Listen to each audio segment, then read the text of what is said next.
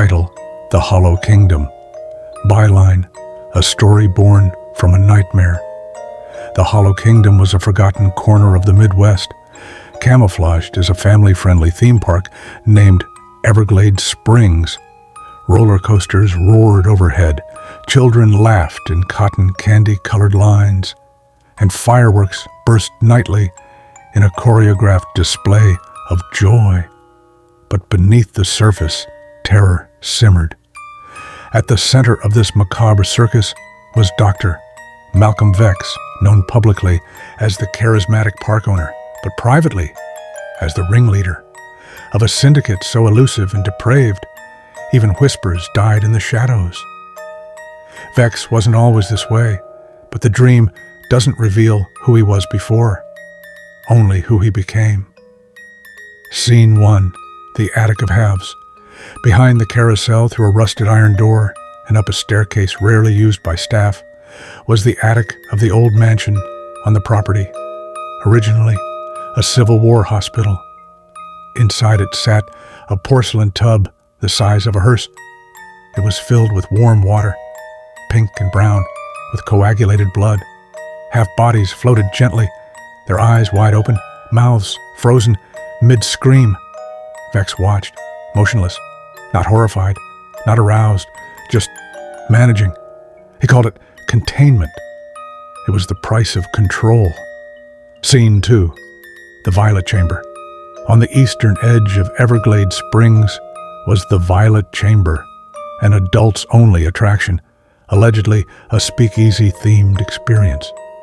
But the guests didn't come for drinks. Hidden behind mirrored walls and velvet ropes was a network of rooms that held women, not guests, not performers, captives. They were assigned names like Dahlia or Rose, all floral, all fake. They were given synthetic smiles and painkillers. Security cameras were installed, but not for protection, for display. Vex never touched them, but he authorized everything. Scene 3, the ringleader.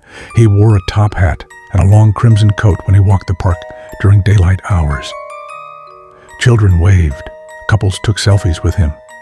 At night, he transformed into something far more dangerous.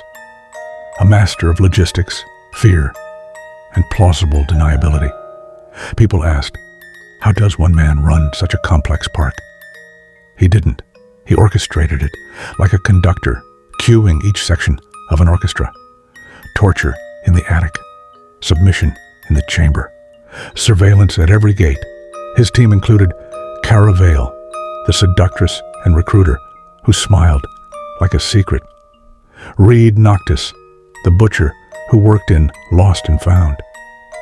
Eddie Blink, the childlike tech genius who could erase entire lives with a keystroke. Scene 4, the children's dilemma. It started as an idea, a whisper.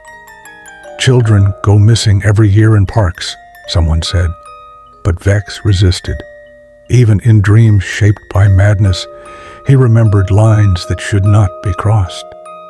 He stared too long at a group of kids exiting the Ferris wheel. One of them looked back at him, eyes full of wonder. He turned away. I won't, he muttered to himself, though no one had asked. But inside him, the temptation lingered, curled like a serpent waiting for weakness. He hated himself for even needing to fight it. Final note.